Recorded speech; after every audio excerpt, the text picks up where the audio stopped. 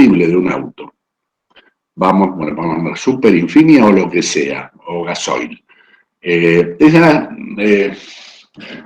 ¿Recuerdan cuando en algún momento uno se hace en el pizarrón o en las fórmulas que ustedes ven en los apuntes, ven que un carbono está unido por una rayita con otro carbono, ese tipo de enlace? Lo importante de ese enlace, ¿qué representa ese enlace? Representa energía. Energía contenida en ese enlace. Hay un montón de tipos de enlaces en química, pero a nosotros biológicamente nos importan algunos. Está, por ejemplo, uno que no nos interesa mucho, que es el enlace iónico. Ese enlace iónico es el enlace que tiene más fuerza dentro de todos los enlaces químicos. O sea, los átomos o los elementos que están unidos con ese tipo de enlace iónico están fuertemente unidos en relación a otros. Por ejemplo, el enlace iónico entonces es el enlace más fuerte entre elementos. Lo sigue en fuerza de esa unión los enlaces covalentes. Esos enlaces covalentes son los que se representan con esa rayita y en biología son muy comunes. Son los más. O sea, tenemos enlace iónico, enlace covalente, y después tenemos otro tipo de enlace muy común en biología, sobre todo en el ADN, entre las bases, que son los enlaces de puente de hidrógeno. Es otro tipo de enlace que es muy, vuelvo a insistir, muy presente en biología. Y después tenemos los enlaces que... Profe, sí. Disculpa, se ve negro, no se ve nada. No, después, ahora esto no está en el apunte. Ok. Yo ahora, después, cuando comparto, les pido a ver si lo ven, ¿sí? Dale. Y después están otro tipo de enlaces que se dan también en biología, que son los más débiles, por llamarlo de una forma, que, por ejemplo, hay unas fuerzas que se llaman fuerzas de Van der Waals. Como ejemplo de fuerza de Van der Waals, si alguno conoce lo que es un NECO, creo que lo habíamos hablado la otra vez, ¿no? ¿Sí o no? Sí, los mencionaste a los becos. Bueno, ese tipo de enlace que tienen los pelitos en las patas es una forma de enlace químico que se produce que hace que este bichito pueda subir por un vidrio, por ejemplo.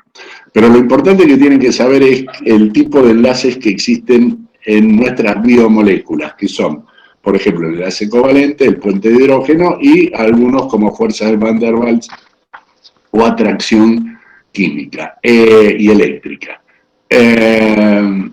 Pasado esto, la energía, como yo les dije, contenida en ese combustible que es proveniente del carbono, o sea, el combustible es proveniente del carbono, cuando se produce la combustión mediante el aire y la chispa de explosión del motor, se rompen esos enlaces y liberan energía. Esa energía que estaba contenida básicamente, inicialmente en el combustible, se convierte en una energía del auto, que es la energía cinética del movimiento. O sea, los pistones se van a mover, esos pistones van a mover un cigüeñal, el cigüeñal va a mover unos ejes, y esos ejes van a mover las ruedas en las cuales nos movemos. O sea, una energía química termina en una energía cinética de movimiento. O sea, la energía se transformó. Se transformó no solo en esa energía de movimiento, sino energía calórica. O sea, si ustedes ponen la mano en el motor, van a descubrir que se puede llegar a quemar o se puede llegar a calentar bastante. Entonces, esa energía del combustible que proviene de los dinosaurios que se murieron hace miles de millones de años y fueron enterrados, y por una acción anaeróbica, la descomposición, se formó el petróleo. Esa energía química del petróleo termina siendo energía cinética de nuestros autos, de nuestros camiones, etcétera, aviones, etcétera, etcétera, y energía calórica. Esa energía se transformó. Ahora, el origen de esa energía química del petróleo también es toda la cadena trófica de todo lo que comían los dinosaurios. Recuerden, dentro de la cadena trófica existen los herbívoros, los autótrofos y los heterótrofos. Los autótrofos son los vegetales que eran comidos por los herbívoros por los carnívoros, y cuando vino la hecatombe, ¿qué se sucedió? Fueron enterrados vegetales, animales herbívoros, animales carnívoros. Ahora, esa hierba que alimentaba a los herbívoros, que posteriormente alimentaban a los carnívoros, producía algo que ustedes vieron después del Big Bang y la evolución celular. Terminamos muchas veces en un eucariota fotosintético aeróbico, ¿correcto? Ese fotosintético, ¿qué significa? Significa que ese organismo, sea una planta, lo que hace es transformar la energía lumínica del Sol, que es otra forma de energía.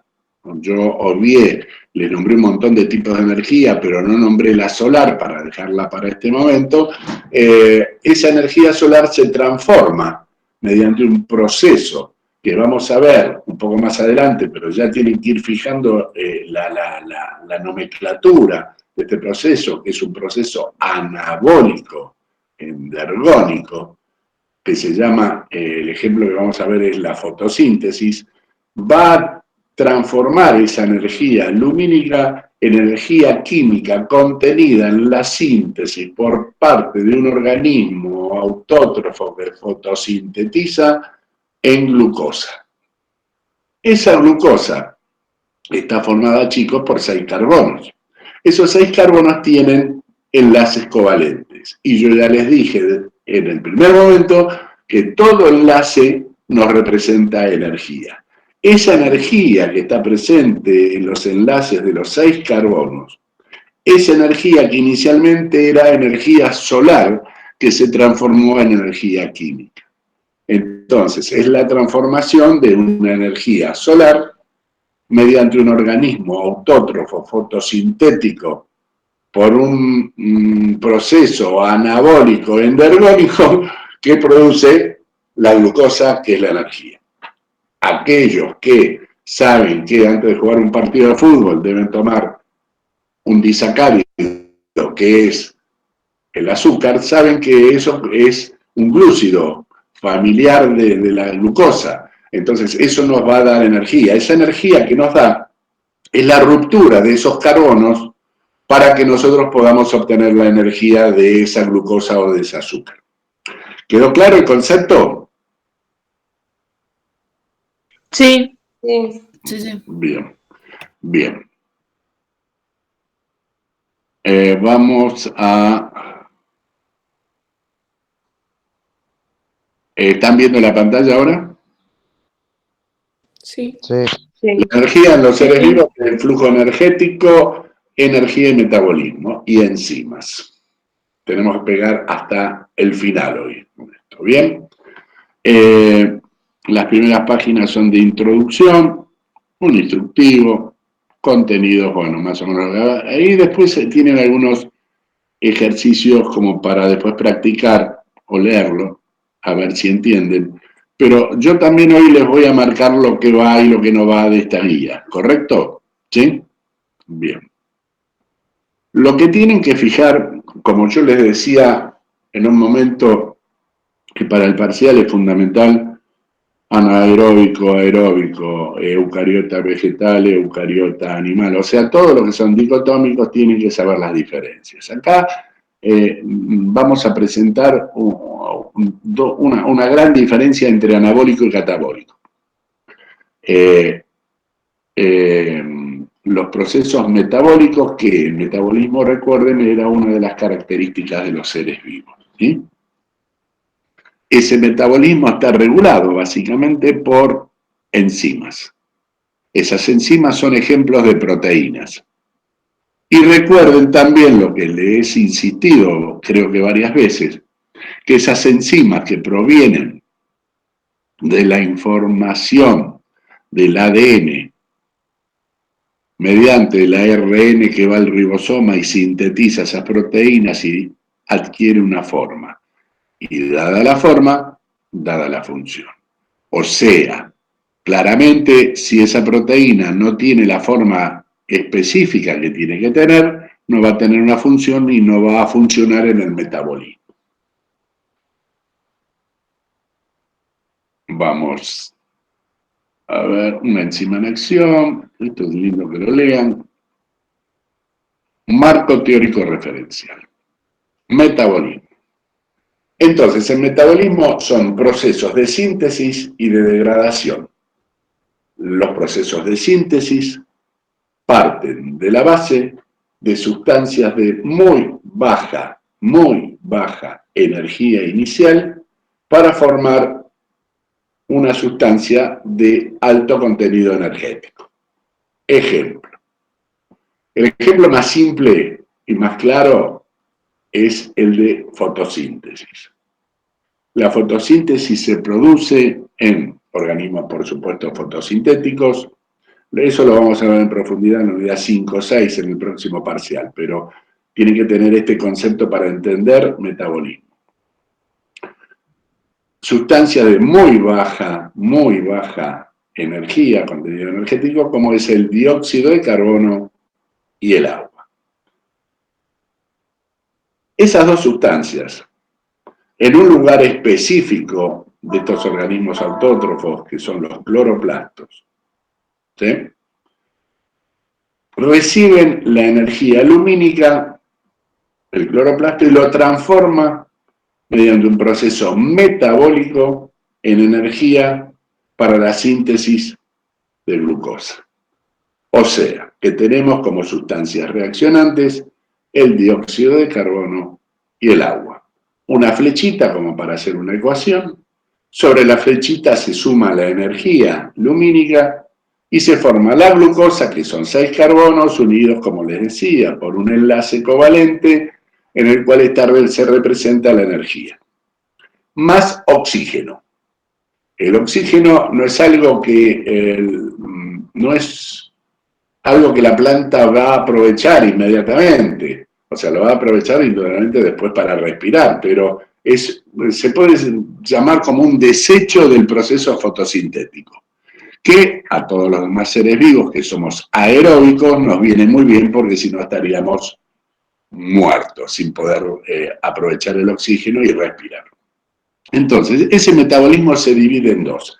En el anabólico, que como yo les dije, es un proceso de síntesis de sustancias de energía inicial de baja energía, y se llega a una sustancia final de alta energía, ¿correcto?, con la suma de la energía solar.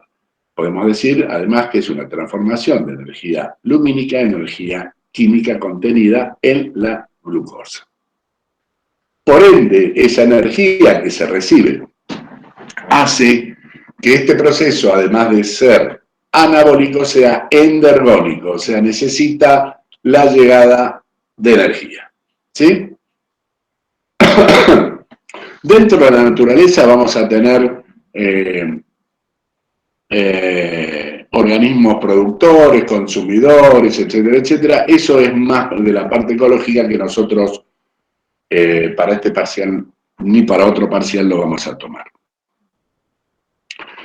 El proceso catabólico es todo lo contrario, que es el otro, anabolismo versus catabolismo. El catabólico, partimos de una sustancia de alto contenido energético, le sumamos el oxígeno, o sea, una oxidación, y nos va a dar sustancias de baja contenido energético. Si nosotros recordamos, lamentablemente no estamos en el pizarrón, yo dije en la fotosíntesis que dióxido de carbono más agua nos daba glucosa más oxígeno. Ese es el anabólico. El catabólico es todo lo contrario. La glucosa más oxígeno nos da dióxido de carbono más agua.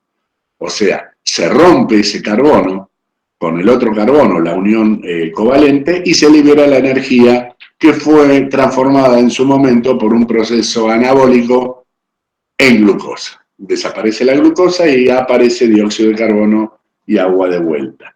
Ahora bien, Esa energía, tanto producida por el catabolismo y necesaria después para, por ejemplo, nuestro movimiento de las manos, nuestro pensamiento, nuestro latido de corazón, el punto de que tengamos una temperatura constante, etcétera, etcétera, necesitamos energía.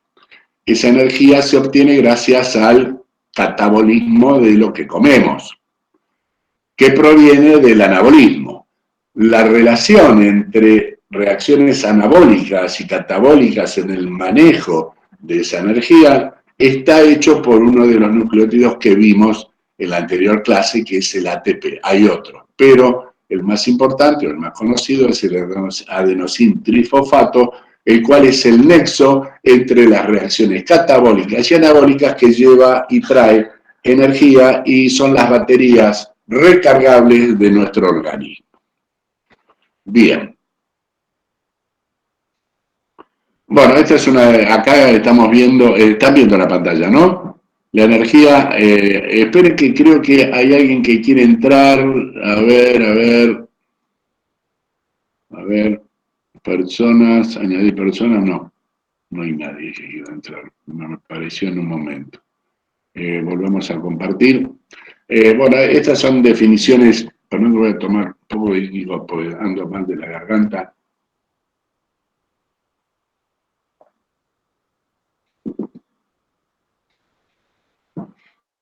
Bueno, está el ejemplo de energía cinética, energía potencial, eléctrica, sonora, lumínica. Yo lo que voy a ir en relación a las leyes de la termodinámica, léanlas, tengan idea, pero lo más importante es cuando en física ustedes estudiaron los diferentes tres estados, el estado sólido, el estado líquido y el estado gaseoso. El movimiento de esas sustancias, en el estado sólido están todas aglomeradas, todas pegaditas, unidas fuertemente, el estado líquido están un poco más liberadas y gaseoso, de acuerdo al volumen o al recinto donde se encuentra ese gas, van a estar más juntos, más apretados o no. Independientemente de eso, hay un concepto de entropía que es el movimiento de esas partículas. No puede haber una reacción química si las sustancias no están en contacto, ¿correcto? A distancia, por internet o WhatsApp, no hay reacciones químicas. Existen sí cuando las sustancias entran en contacto. Y ese contacto se da muchas veces gracias a esa entropía o movimiento de las sustancias en un lugar. Ese es el concepto que tienen que tener, la energía solar, todo esto de la página 9, 10, 11, 12, 13, 14,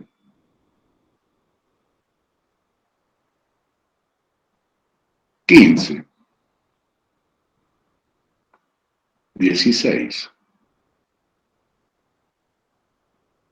17, 18,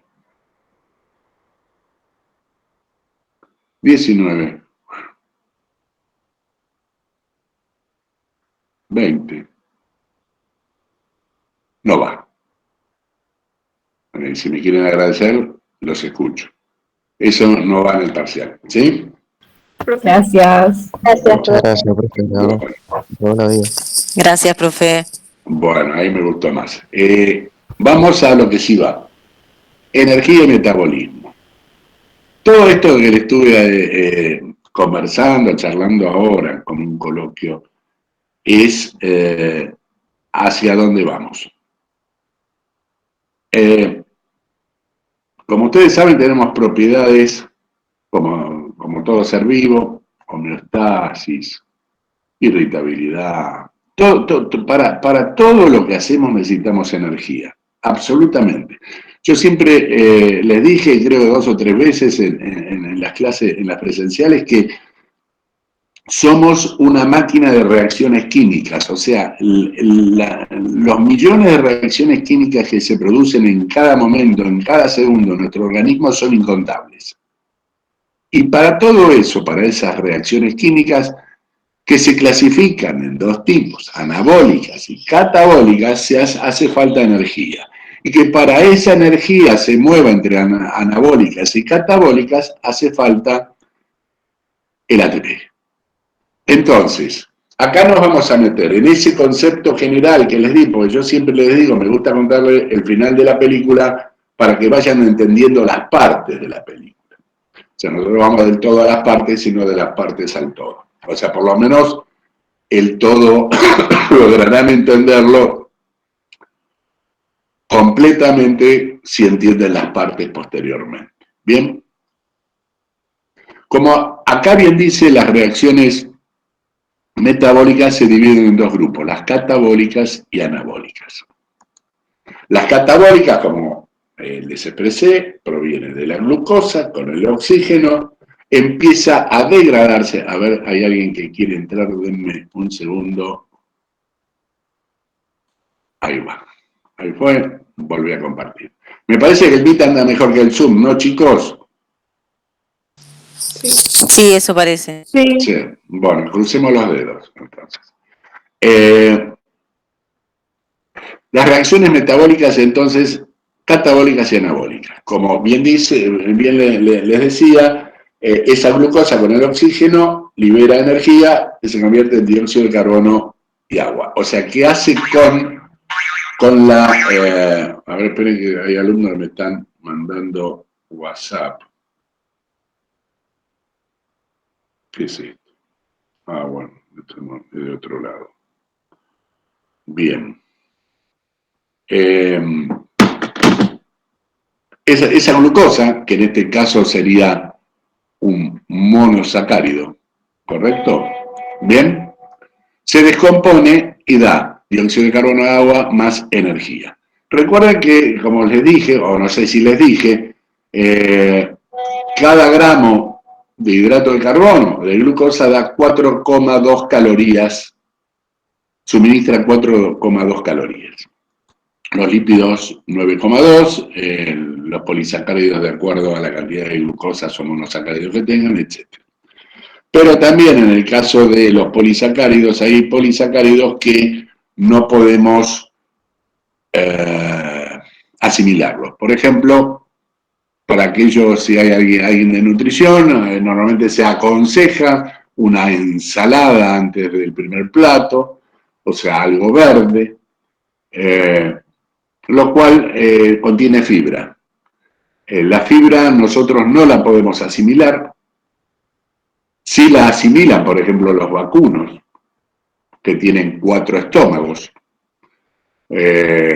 y tienen las bacterias que pueden degradar esos polisacáridos, en ese caso la celulosa, y convertirlo en energía para o dar leche, o dar carne, o moverse, o reproducirse. ¿Sí? Nosotros en este caso, los polisacáridos no podemos degradarlos, entonces no es una fuente de energía para nosotros, pero sí para otros seres vivos. Estas sustancias son transformadas en moléculas más simples como dióxido de carbono, agua, amoníaco, etc., debido a que las moléculas complejas poseen una cierta cantidad de energía que se requirió para la construcción. O sea, acá, si volvemos un poco para atrás y les digo, la glucosa son 6 carbonos, es una molécula un poco más compleja que la que le dieron origen con mayor energía y tienen 6 carbonos unidos por enlaces que representan energía. Acá está la explicación más técnica, si quieren, ¿sí? Se requirió energía para la construcción de la glucosa. Esa degradación libera esa energía contenida, vamos a poner el nombre y apellido, glucosa, por lo tanto son exergónicas. Exer es hacia afuera, liberan energía. Este conjunto de reacciones catabólicas se llaman catabolismo. ¿Sí? En cambio, las reacciones anabólicas son de síntesis de moléculas, era lo que yo les decía de la fotosíntesis, ¿sí? se sintetizan proteínas, ácidos nucleicos, polisacáridos, etc. Me disculpan un segundo. ¿Qué pasó?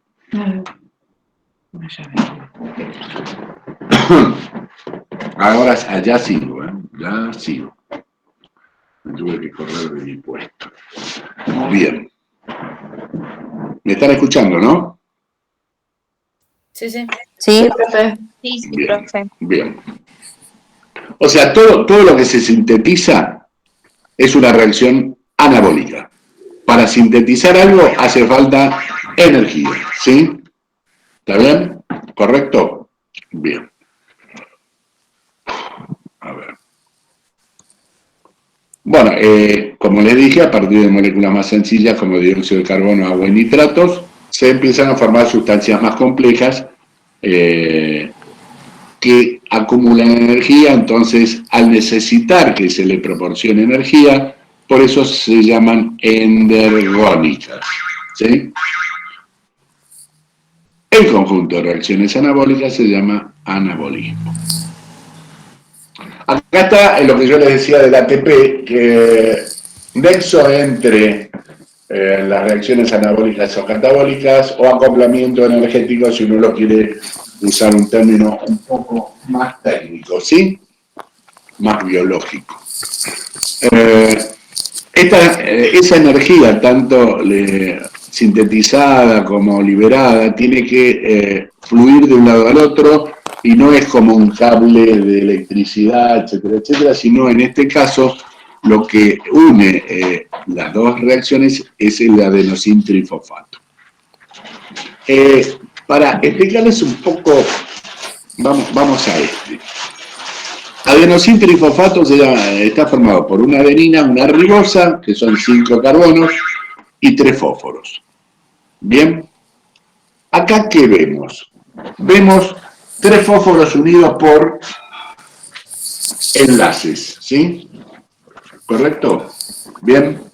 Como ven, entre estos dos fósforos, el tipo de enlace no es el mismo que este. Son enlaces de mayor carga energética. Bien. Entonces, a ver si hay algún dibujito por ahí. No. Vuelvo a ver. Este ATP podemos decir que es una pila llena. Está completa de energía, ¿correcto? Bien. Tiene toda la carga completa. Cuando, para cargarse esta energía, provino de una reacción catabólica. O sea, cuando se libera un fósforo, se libera también esta energía que va a ir para una reacción anabólica. O sea, el ATP, adenosintrifosfato, se va a convertir en adenín difosfato y se va a liberar un fósforo y la energía. Transcurrido un tiempo, con otro tipo de reacción, este fósforo se va a volver a unir y va a volver a tener toda la carga completa. O sea, el ATP pierde fósforos o gana fósforos de acuerdo suministre o reciba energía para acumularla. Y este ATP va a estar entre las anabólicas y catabólicas.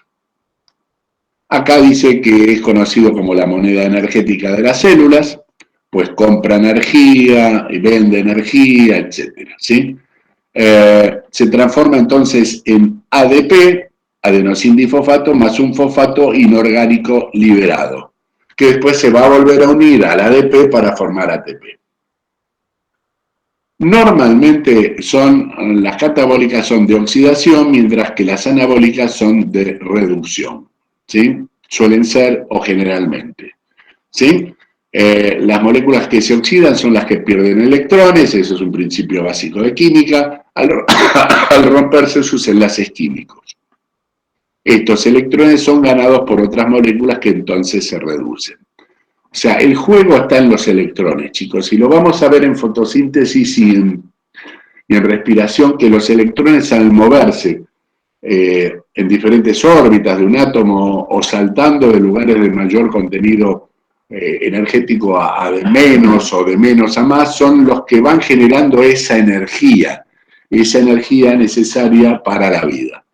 O sea, partimos de, por eso cuando estudiamos los niveles de la vida se empieza de lo subatómico, de los electrones, protones y neutrones. Entonces, el ATP es el intermediario que transporta la energía, estoy leyendo esta parte, en sus enlaces de alta energía. ¿Sí? Enlaces de alta energía. Este y este que ven entre los fósforos. ¿Sí?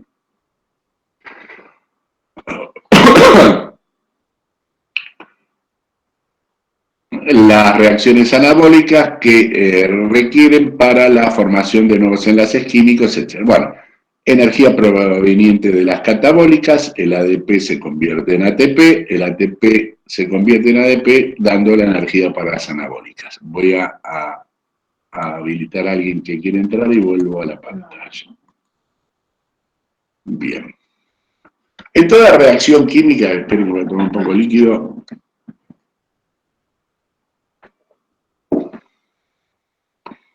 Hay reactivos, un sentido de la reacción y productos. Las hay endotérmicas y exotérmicas, estamos hablando en química, nosotros vamos a llamarlas endergónicas y exergónicas, ¿sí? Y hay una velocidad de reacción. En biología, en los seres vivos, la velocidad se da de acuerdo a cierto tipo de factores que vamos a analizar. Hay reacciones que se inician lentamente, hay reacciones... Primero, las sustancias tienen que estar en contacto, ¿no? Primero. Segundo, o sea, acá los reactivos tienen que estar unidos, ¿sí? En contacto. Si tenemos en un tubo de ensayos ácido sulfúrico y el otro hidróxido de calcio, nunca se va a formar el sulfato de calcio, salvo que unamos el ácido sulfúrico con el hidróxido de calcio en el mismo tubo, ¿sí? Los reactivos tienen que estar en contacto. Va a haber una transformación que se va a dar más lentamente o menos lentamente de acuerdo a diversos tipos de parámetros. Primero, las cantidades.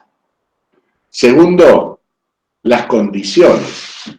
En biología, seres vivos, homeostasis, hay una temperatura en la cual nuestro cuerpo funciona correctamente, que es entre 36,5 y 37,5. Va a haber moléculas, biomoléculas nuestras, que ante el cambio de temperatura, por ejemplo fiebre, van a empezar a funcionar mal y la velocidad se va a retardar o no se va a producir la reacción. Ante el pH, que es otra de las condiciones dentro de un ser biológico, se modifica, por ejemplo, si nosotros tenemos en nuestro estómago un pH ácido para la digestión y ese pH se modifica a alcalino, indudablemente la digestión no se va a producir porque las enzimas que están en nuestro estómago para realizar las reacciones catabólicas de degradación para la producción de energía no van a funcionar. Entonces, cada reacción química ocurre a una determinada velocidad. La cantidad de reactivo que se transforma en producto durante una cierta unidad de tiempo es la velocidad de la reacción. Esta es la definición de velocidad de reacción. En toda reacción se modifican los enlaces químicos, o sea, se rompen o se forman, ¿sí? ¿Correcto? De las sustancias reaccionantes. Para esto hace falta siempre una energía de activación, EA, ¿sí? Es la energía necesaria para que se desencadene una reacción química. El ejemplo que yo siempre doy es, vamos a hacer una sopa, ¿sí? Ponemos el agua y a algunos le ponemos sal. Si por ejemplo, no calentáramos el agua, veríamos que la sal tarda mucho tiempo en disolverse. En cambio, si le damos temperatura, esa sal se disuelve más rápido. Es como si le diéramos una energía de activación, de arranque a esa reacción, ¿sí? La energía de activación entonces es importante y vamos a ver que una de las proteínas más importantes que tiene nuestro organismo, las enzimas, trabajan sobre la energía de activación de las reacciones químicas que tienen que regular. En la materia inerte, la sal y el agua, las reacciones ocurren a muy baja velocidad, ya que se necesita gran energía de activación para provocarlas, o sea, tenemos que prender el fueguito. Una forma de aumentar la velocidad de una reacción radica en proporcionar energía, era lo que les decía de calentar el agua, ¿sí? Para acelerar su transformación en productos. Es decir, sin modificar la energía de activación. Esto puede lograrse, por ejemplo, entregando calor al sistema reaccionante. Era lo que decía agua y sal. Las moléculas que tienen un cierto contenido energético propio, ¿sí?, dado, entre otras cosas, por los movimientos de los electrones, era lo que yo les decía del movimiento de los electrones, la energía. En el caso de las sustancias reaccionantes se denomina energía inicial. Y en el caso de los productos es la energía final. Vamos a este gráfico, tenemos una energía inicial acá, de este producto, que no sabemos qué es, la energía de activación necesaria para que se realice la reacción química y la energía final de este producto.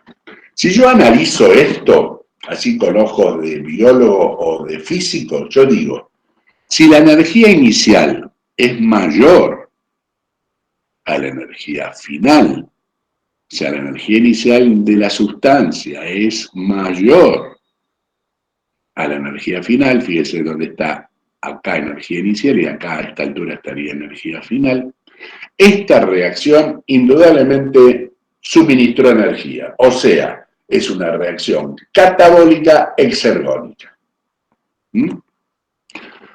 Si la energía final estuviese acá arriba, sería anabólica endergónica, o sea, absorbió energía. O sea, ¿qué estoy diciendo?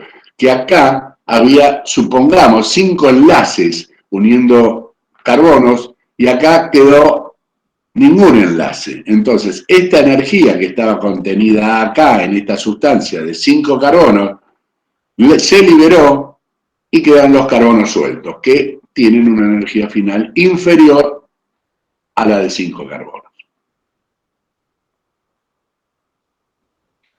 Esta es una reacción endergónica, donde la energía inicial es inferior a la energía final. Es el clásico punto de la fotosíntesis. La energía inicial del dióxido de carbono junto con el agua es inferior a la energía final que tiene la glucosa.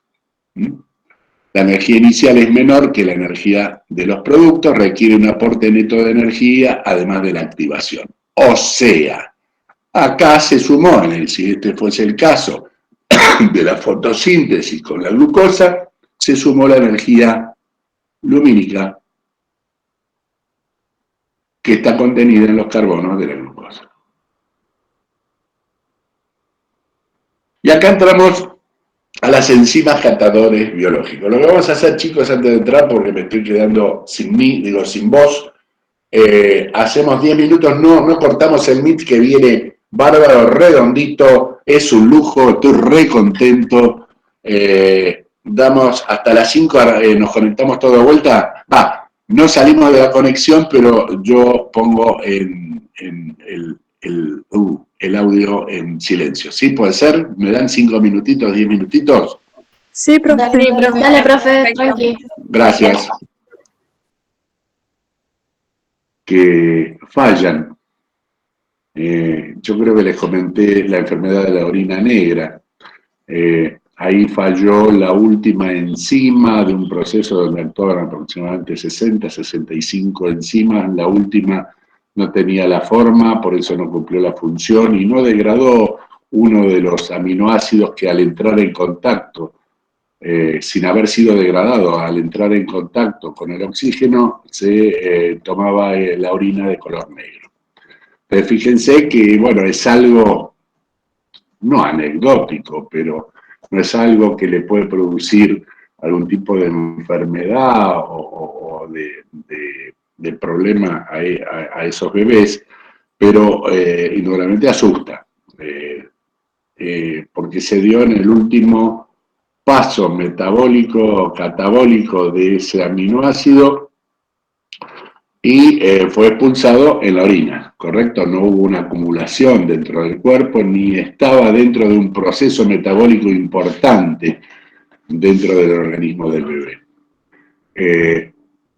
Ese es observable, hay muchos que no son observables, por lo menos directamente, y sí mediante un análisis de los que nos mandan los médicos a hacer un completo, ¿correcto? Donde ven cierto tipo de residuos o de anabolitos, o sea, catabolitos, etcétera, etcétera, y ahí determinan si, por ejemplo, el páncreas está funcionando bien o mal. Normalmente si funciona bien o mal, o es por un tema orgánico generalmente, o un tema metabólico también, ¿correcto? Entonces el médico se da cuenta de eso mediante el análisis clínico. Estas enzimas, estos catalizadores biológicos que tenemos infinidad en nuestro cuerpo, discúlpenme, ahí está, silencié el teléfono,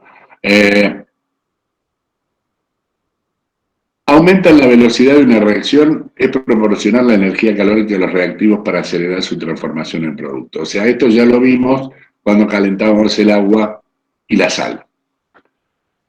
En metabólicas, en los seres vivos, no podemos ponernos dentro del horno para que nuestro metabolismo funcione mejor, ¿correcto?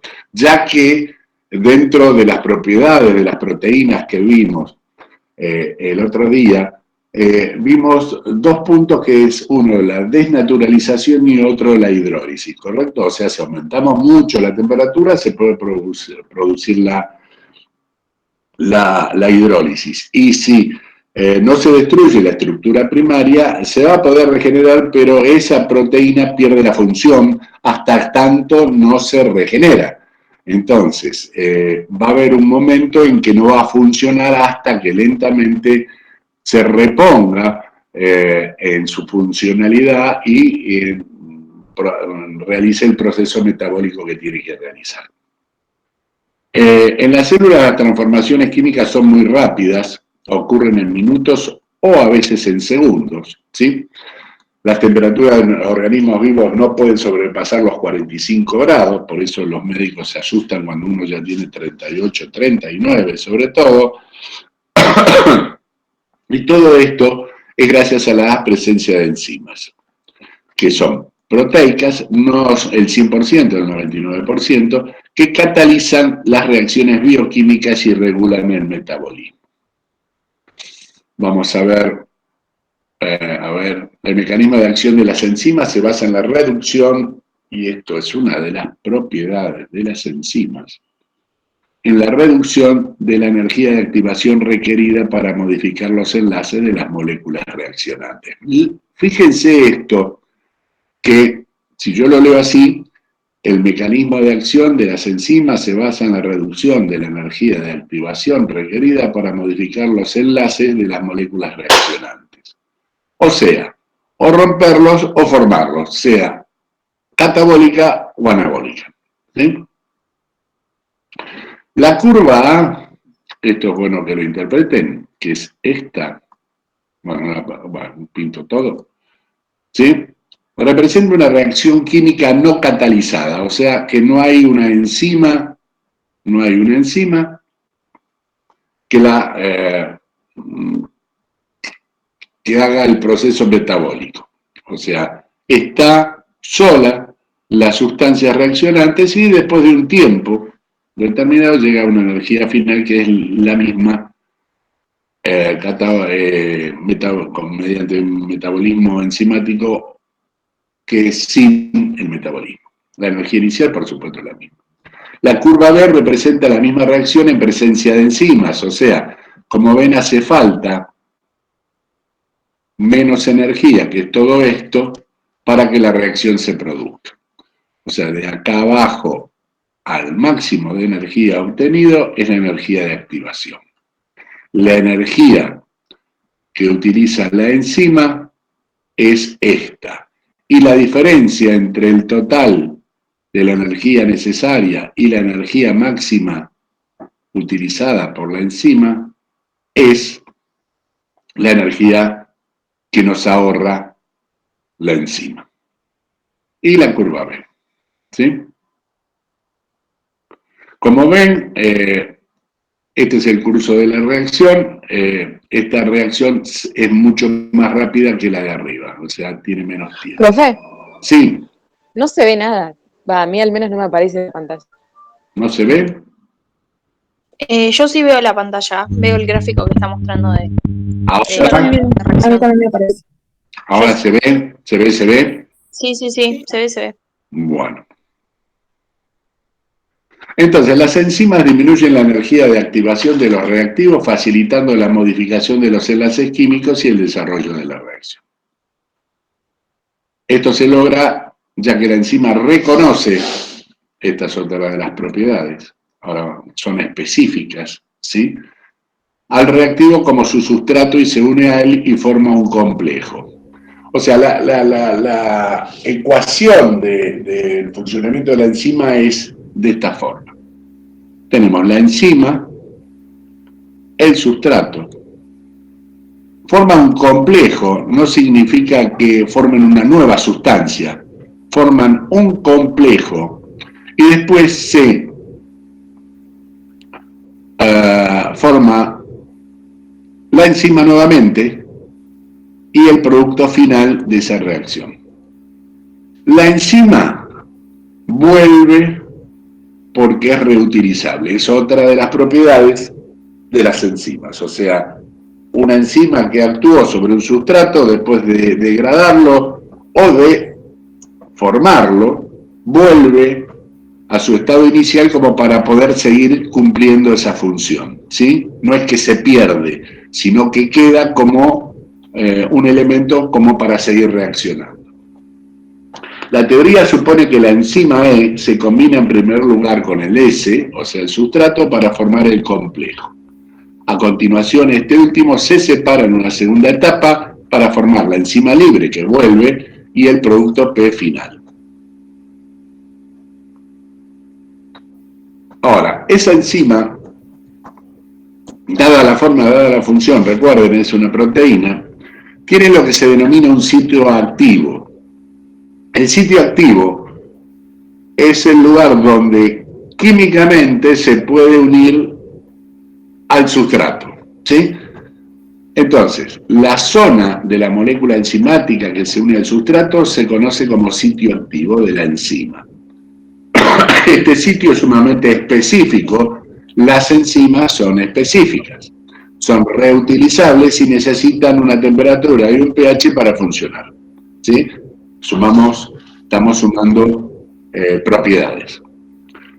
Ese lugar determina que la enzima puede unirse a un cierto sustrato y a otro no. Por eso son específicos, ¿sí? Ahora, ¿cómo se llaman? Acá está, por ejemplo, el que actúa sobre la urea, se llama ureasa. O sea, todo lo que termine en asa, que lean en asa es una enzima, ¿sí?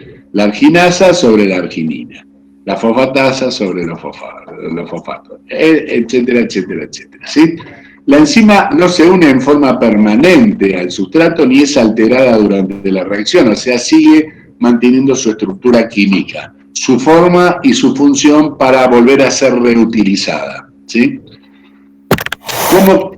Como catalizador solo modifica la velocidad de reacción, no altera las condiciones iniciales de los reactivos ni las finales de los productos. No posibilita reacciones, solo acelera transformaciones que de todos modos hubieran ocurrido, pero más lentamente. Por eso modifica la energía de activación. Acá ven el sustrato, ¿sí? La sustancia a descomponer en este caso, o sea, ustedes ven que de un sustrato pasamos a dos productos, significa que esta es una reacción de qué tipo. ¿Alguno que me tire la onda? ¿Anabólica o catabólica? Catabólica. Catabólica, muy bien. Acá está el sitio activo de la enzima, que ven que la forma, está bien, es un dibujo plano, ¿correcto? Imagínense esto como tridimensional, como una pelota de fútbol, de tenis con brazos y todo eso. esta forma de la enzima es específica para este sustrato, para esta forma de sustrato.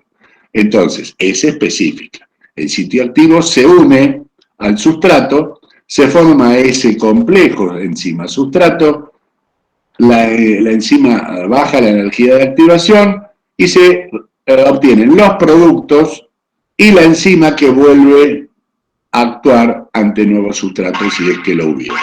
¿Sí? ¿Está bien?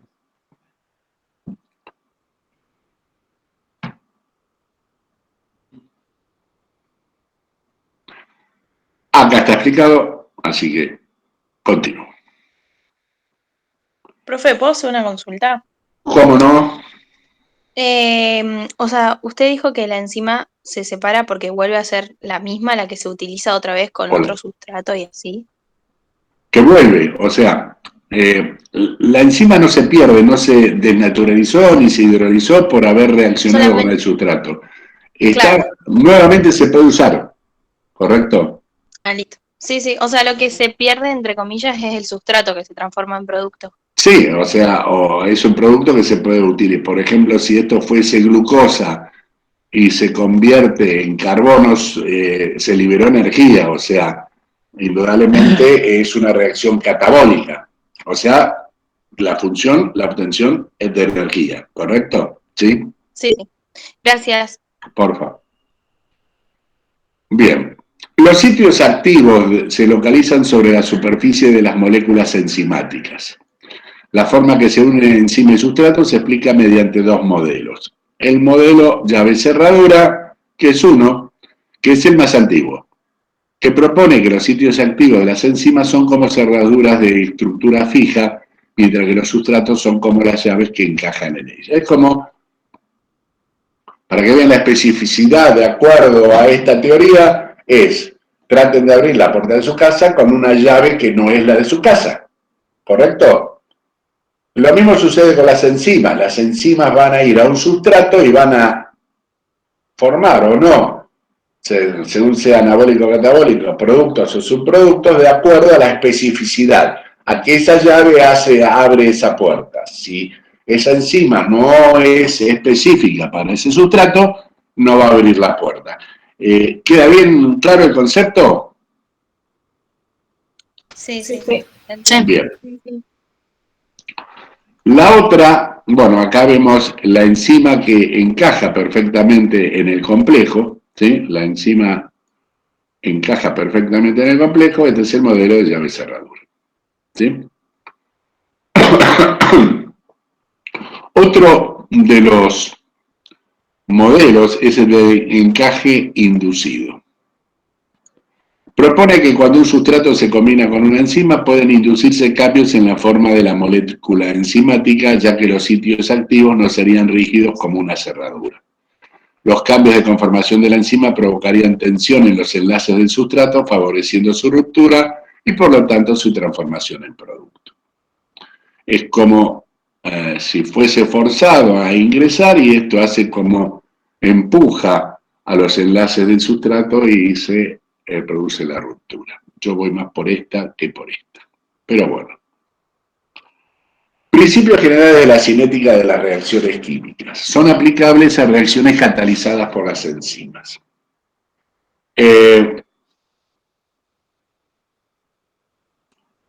Hay un rasgo característico de las reacciones enzimáticas. Es la saturación con el sustrato.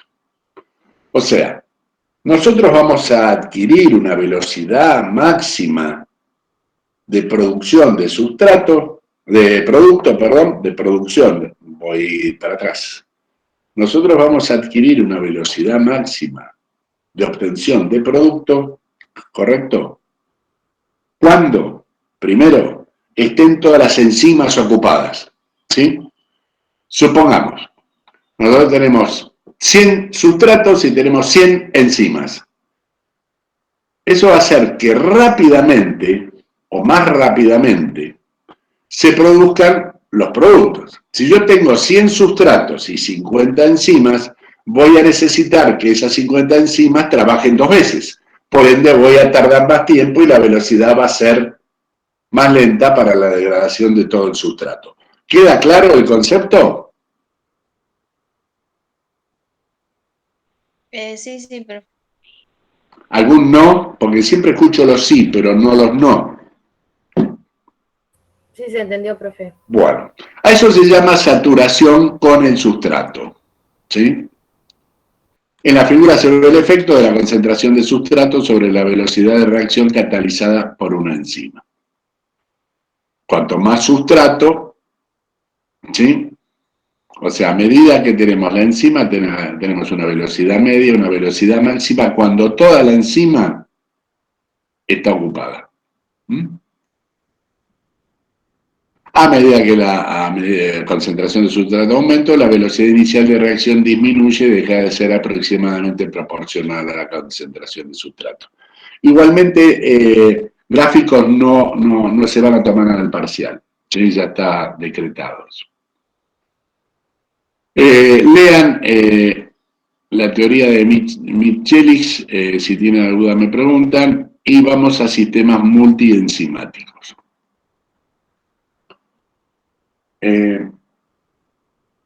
Muchos de ustedes, o algunos de ustedes, han escuchado alguna vez alguna propaganda de los jabones en polvo, líquidos.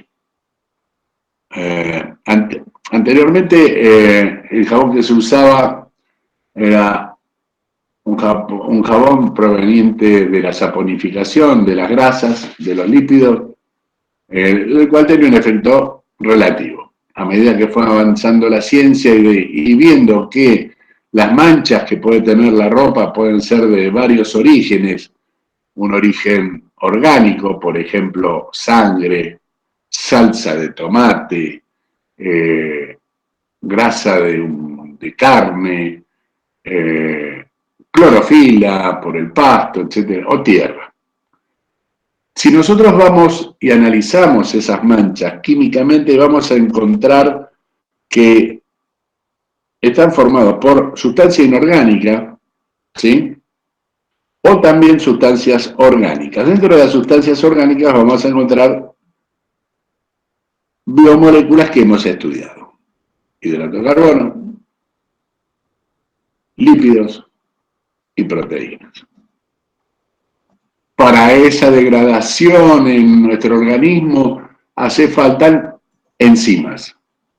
Y como les dije, para el proceso de degradación en una de esas de un glúcido, un lípido o un prótido, hacen falta muchas enzimas.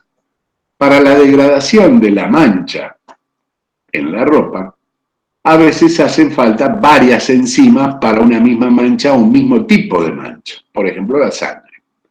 Por eso se inventaron los detergentes, jabones, líquidos, etcétera, etcétera, bio y polienzimáticos o multienzimáticos, esa es la palabra. Entonces, es una mezcla de enzimas sintetizadas por el hombre en el cual degradan la mancha para sacarla.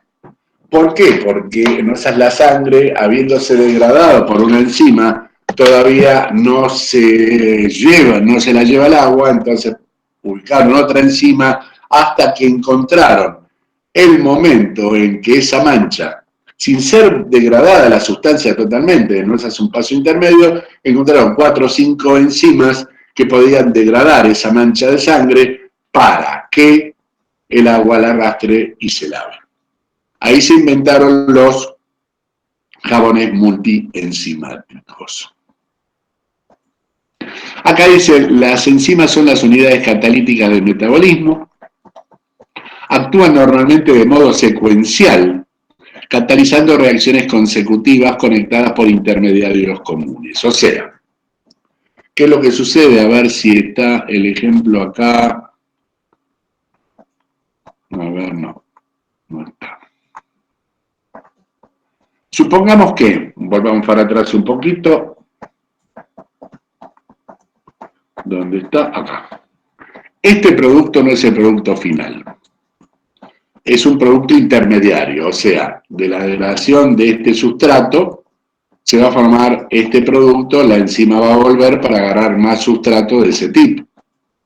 Pero este producto va a tener que seguir, como esa mancha en la camisa con sangre, va a tener que seguir degradándose. Para eso va a venir otra enzima que va a ser específica para este producto, que no va a poder actuar sobre este porque es específica sobre este, va a formar un conjunto, una conjunción con el sustrato enzima y se va a formar otro producto diferente. Entonces va a haber una secuencia de una enzima detrás de otra trabajando sobre los productos de reacción de la anterior enzima. Y así sucesivamente, hasta que se llega al producto final. Sea una reacción anabólica o catabólica, o sea, son multienzimáticos. Pipi. Bueno, esto ya me fui de acá. Para esta actividad enzimática, yo les dije en un momento algo importante, hay dos condicionamientos. Uno es el pH y otro la temperatura. La temperatura más o menos la vimos porque la desnaturalización o la hidrólisis afecta el funcionamiento de la también lo hace el pH. O sea, una amilasa, asa, ya le estoy diciendo que estoy hablando de una enzima, terminación asa, que va a degradar en la amilasa el almidón. Esa enzima está presente en nuestra boca, ¿correcto? Un pH aproximadamente neutro, ¿sí? Si esa amilasa yo la llevo a que funcione en nuestro estómago donde hay ácido clorhídrico, los jugos gástricos, es un pH ácido. Esta amilasa no va a funcionar. Si yo llevo o traigo a mi boca una proteasa, que es parte de las enzimas que degradan las proteínas en nuestro estómago, a la boca tampoco va a funcionar porque está acostumbrada o necesita, no está acostumbrada, perdón, necesita un pH ácido en vez de un pH neutro. Como dice acá el efecto del pH, la mayoría de las enzimas poseen un pH característico en que su actividad es máxima. Por encima o debajo de ese pH la actividad disminuye. ¿Qué es el pH? El pH es la acidez o alcalinidad o neutralidad. El pH neutro es 7, entre 6, 7, 7,5. ¿Correcto? El pH ácido es para abajo y el alcalino es para arriba. Ahora bien, si quieren una definición de pH que no les va a servir de nada, es la inversa proporcional del logaritmo neperiano de la concentración de hidrogeniones. Si les gustó la anotan y si no, no sirve de nada. O sea, esa es la definición técnica de pH, pero lo que ustedes deberían saber por el momento es que hay un pH ácido, un pH alcalino y un pH neutro. Y que cada enzima tiene su pH preferido, si queremos poner un nombre simple, el cual funciona por debajo de ese pH o por arriba de ese pH, no funciona tan bien. Hasta que se deja de funcionar. Por ejemplo, la tripsina es una enzima pancreática que cataliza la ruptura de proteínas y su pH óptimo es 8,5. La pepsina, en cambio, es una enzima digestiva que cataliza en el estómago un pH ácido de 2. Era lo que yo les decía, es una enzima que degradan los péptidos, ¿sí? Las proteasas, dentro de las proteasas está la pepsina, pH ácido 2. El pH de una enzima no es necesariamente el pH de su entorno intracelular. Esto sugiere que la relación pH-actividad normal puede constituir un factor de control intracelular de su actividad, ya que si la enzima abandona el compartimiento en el que ejerce su acción habitual, el cambio de pH impedirá que tenga actividad en otro sitio. Y esto es importantísimo. ¿Por qué? Hay una de las características de los seres vivos, es la compartimentalización. La compartimentalización es lo mismo que la casa de ustedes, que donde vivo yo, etcétera, etcétera. Hay un baño, un dormitorio, vamos a hacer una casa simple, un living comedor y un lavadero y una cocina. En la cocina se cocina, en el dormitorio se duerme, En el baño uno se higieniza y donde queda en el living uno descansa. A eso se llama una compartimentalización y también podemos decir que hay una compartimentalización de funciones. La enzima, por ejemplo, los lisosomas, que están encargados de la degradación, están encerradas dentro de, por ejemplo, el lisosoma. Ese lisosoma ahí adentro tiene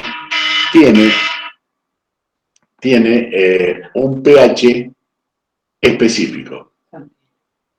Si esa enzima, o sea, supongamos un pH ácido, un pH 2, esa enzima saliera de ese lisosoma y el medio intracelular o extracelular es un pH 7, no va a funcionar. Y esto tiene una importancia grande en la compartimentalización y en el resguardo de la vida de la célula. Supónganse que hay un organismo de degradación o un elemento de degradación dentro de la célula que se encarga de degradar, catabolizar aminoácidos, ¿sí? Y se rompe esa estructura y sale y va hacia el núcleo. Y el núcleo tiene un pH ideal para que esa enzima funcione. Directamente desaparecería la síntesis de proteínas, el ADN, etcétera, etcétera. O por lo menos la RNA, toda la formación de proteínas. Por eso, en la compartimentalización enzimática tiene una gran importancia porque, primero, ubica cierto tipo de reacciones en ciertos lugares. Y segundo, protege al resto porque las enzimas son, indudablemente, agentes de degradación o de síntesis. En este caso nos preocuparía la degradación. El efecto de temperatura también, o sea, a temperaturas altas la enzima decae por supuesto la actividad, acá está bien el cuadro, aproximadamente la mayor actividad es en 36, 37 grados, habría que ver qué enzima es esta, y empieza a caer sensiblemente con el aumento de temperatura. Acá hay un tema también interesante e importante que es la inhibición enzimática, independientemente de la inhibición por temperatura o la inhibición por pH. Hay elementos que compiten con las enzimas. Y voy a dar un ejemplo. Por ejemplo, una persona en invierno, el cual pone un brasero para calentarse porque no tiene gas ni licuado ni nada por el estilo, y es un lugar hermético, cerrado, se va consumiendo el oxígeno y se va llenando el ambiente de monóxido de carbono. Ustedes saben que ese tipo de cosas puede provocar la muerte. ¿Cómo provoca la muerte? Por asfixia. ¿Cómo se provoca esa asfixia? De la siguiente. Nuestra sangre tiene una proteína que transporta, esto para explicarles la inhibición competitiva, que transporta el oxígeno o el dióxido de carbono. Si no hay oxígeno y ese lugar es ocupado por monóxido de carbono, indudablemente no va a llegar oxígeno no solo a los pulmones, que es la respiración macro, sino a nuestro nivel celular. Por ende, se produce la muerte. O sea, la inhibición competitiva son sustancias que acá estamos viendo. Esto es lo normal, el sustrato y nuestro sitio activo que encaja perfectamente con la enzima. Pero ¿qué sucede? Hay un inhibidor, que puede ser en este caso el monóxido de carbono, que ocupa el lugar de la enzima. La enzima no puede unirse al sustrato y por ende esta reacción no se produce. Si es una reacción básica como la respiración, si es una como el transporte de los impulsos nerviosos por el hecho de se altera la actividad enzimática cuando se toma alcohol antes de manejar. Cuando hay una droga que actúa sobre nuestro sistema, también puede haber una inhibición competitiva. Cuando un veneno ocupa cierto lugar en algún proceso enzimático, desplazando la enzima, o sea, no dejando ocupar el lugar de la enzima, se produce una de las inhibiciones competitivas, ¿sí? En otros casos, que es la no competitiva, es cuando, bueno, acá vemos lo normal, sitio activo, acá vendría el sustrato, pero hay un efector negativo que choca, vamos a llamarlo, con la enzima y modifica su sitio activo. O sea, no lo modifica como para llevar la chapa y pintura, sino lo modifica químicamente, ¿correcto? Esas son las modificaciones. Entonces, ese inhibidor lo que produce es que la enzima no se pueda unir al sustrato y llegado el caso que sea un tóxico no lo pueda degradar. Entonces, hay dos tipos de inhibiciones, la inhibición competitiva y la inhibición no competitiva. Acá dice, hay inhibidores irreversibles, se combinan con un grupo funcional de la enzima y de esta manera la desactivan permanentemente, incluso llegan a destruirla. Era lo que decía, muchos venenos son inhibidores, los gases envenenan la acetilcolinesterasa. La acetilcolinesterasa es una enzima que actúa en la degradación por intoxicación de insecticidas.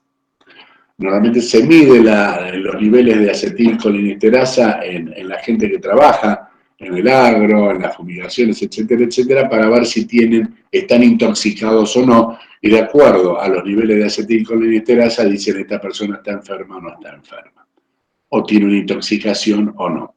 Intoxicaciones puede haber de dos tipos, la crónica y la aguda. La crónica es la que, por ejemplo, ustedes llegan a casa y tienen 5 moscas en la cocina, cierran la puerta y descargan un aerosol y ustedes se quedan adentro, van a empezar a toser, a lagrimear los ojos, se le va a secar la garganta y tal vez le provoca vómitos y o diarrea. Pero cuando se van esos síntomas desaparecen los síntomas y ustedes están de nuevo bien, salieron a tomar aire, se refrescaron, no pasó nada. Ahora bien, si ustedes lo hacen, esa actitud todos los santos días, va a quedar un pequeño residuo, todos los días va a ser una intoxicación acumulativa, que se denomina no accidental, sino se va a llamar intoxicación crónica. Eso, el producto se va a ir sumando todos los días un poquito, va a ir inhibiendo, hasta que un momento va a ser eclosión y va a ser tarde para curarse.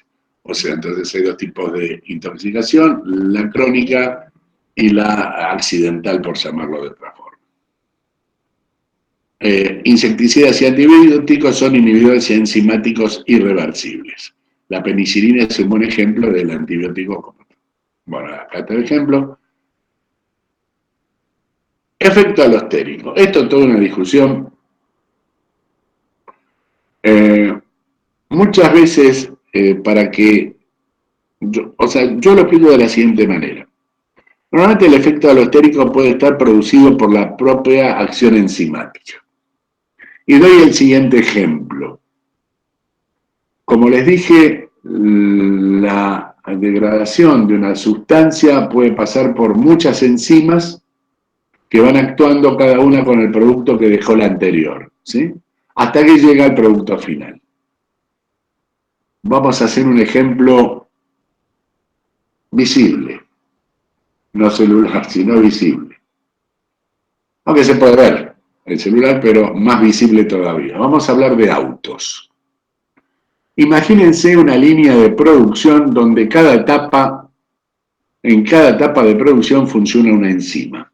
En vez de un robot o una persona, hay una enzima que es el que pone los asientos, después pasa a otro lado, después ponen el volante, después ponen el motor, pasa a otro lado, actúa otra enzima, le ponen las ruedas, va a otra enzima, le ponen el chasis, etcétera, etcétera, hasta que llega al depósito final el autoterminado y probado.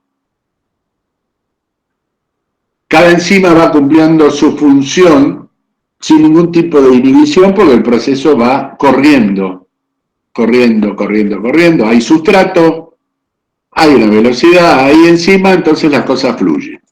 Pero llega un momento en que la persona que es encargada del depósito de autos dice, no me manden más autos porque no entra uno solo más.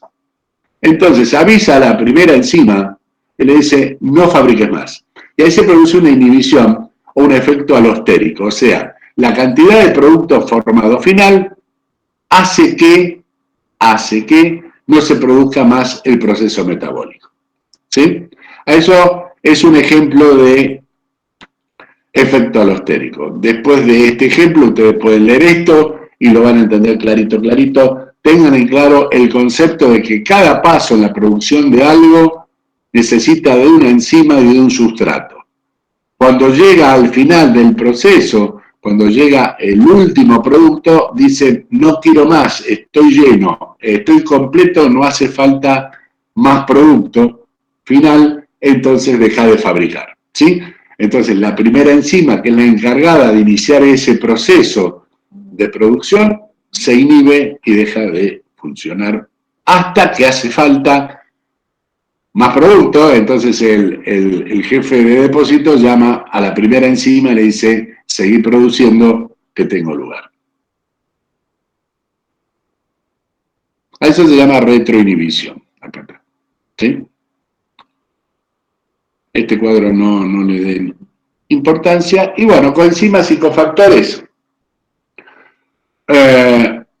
Hay cofactores y coenzimas. Los cofactores son iones metálicos. Acuérdense que no solamente CHOMPS eran los elementos básicos para las biomoléculas, sino también hay otros que se requieren en menor cantidad, como el magnesio, el manganeso, el Mn de manganeso o el hierro, ¿sí? Puede ser también una molécula orgánica no proteica, ojo al piojo, no, esto lo tienen que tener claro, llamado coenzima. Algunas enzimas necesitan tanto del cofactor como de la coenzima para tener actividad catalítica. O sea, el cofactor, los metales, el magnesio, manganeso, hierro, y la coenzima, que es no proteica. ¿Sí? A ver, hay un ejemplo de la catalasa, lo pueden leer, como para tener un ejemplo. Las coenzimas pueden tener dentro de su estructura una vitamina. ¿Qué es una traza? Es una pequeña cantidad de algo, ¿correcto? Si ustedes encuentran en 1 kilo de sal 3 granos de azúcar, esas 3 granos de azúcar son una traza, ¿sí? Profe, Sí, ¿te puedo hacer una pregunta? ¿cómo no? En el machete que vos nos mandaste se divide como que en dos partes. Una dice los factores que pueden afectar o modificar la velocidad de las reacciones y ahí explica la concentración del sustrato, la temperatura, el pH y la presencia de inhibidores. Y Sí. después, a lo que explicaste recién, que es el efecto alostático, lo pone en otra parte que es la regulación de actividad catálica. ¿Está bueno estudiarlo así como diferenciándolo en esas dos partes? Sí, está bueno. Sí, Listo. Gracias. no, por favor. Bueno, enzimas y compartimentalización celular, ya más o menos hablamos. Están localizados en distintos compartimentos, organelas o estructuras celulares. Por ejemplo, el enzimático para degradar la glucosa se encuentra en el citosol, ¿sí? Porción soluble del citoplasma. Mientras que las enzimas implicadas en la oxidación de ácidos grasos, piruvatos, se hallan en la mitocondria. O sea, en cada lugar hay enzimas, están compartimentalizadas las funciones, ¿sí? Pues yo con esto abro a cualquier tipo de pregunta, consulta, si no, en el transcurso de mañana voy a mandar la invitación del sábado, ¿sí? Y la vamos a hacer por Meet porque ha sido un éxito. Un éxito, por lo menos no tuvimos ningún problema técnico. Escucho preguntas, chicos. Profe, yo era una pregunta. Veo que está el machete 3, Sí. sería el último. ¿Hay que, cómo sería, completar más información o con la que está bien? No, con eso y esto está perfecto. Ah, ok, gracias. ¿Alguna otra? Igualmente me pueden consultar, tienen la vía de comunicación, no hay problema. Yo siempre prefiero que la consulta sea en el grupo, porque no es así, siempre digo, hay algún alumno que no se anima o piensa que lo entendí de una forma y está correcto y en la aclaración no esas le sirve. O sea, siempre viene bien compartir toda la información entre todos, ¿sí?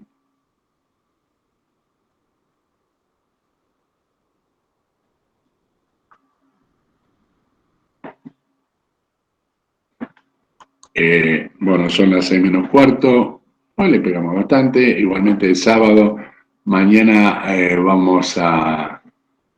no, el sábado, perdón, vamos a hacer un repaso de las 3 y alguna práctica de pregunta de examen. Bueno, profe. Listo, Perfecto, profe. profe. Gracias. Profe. Muchas gracias.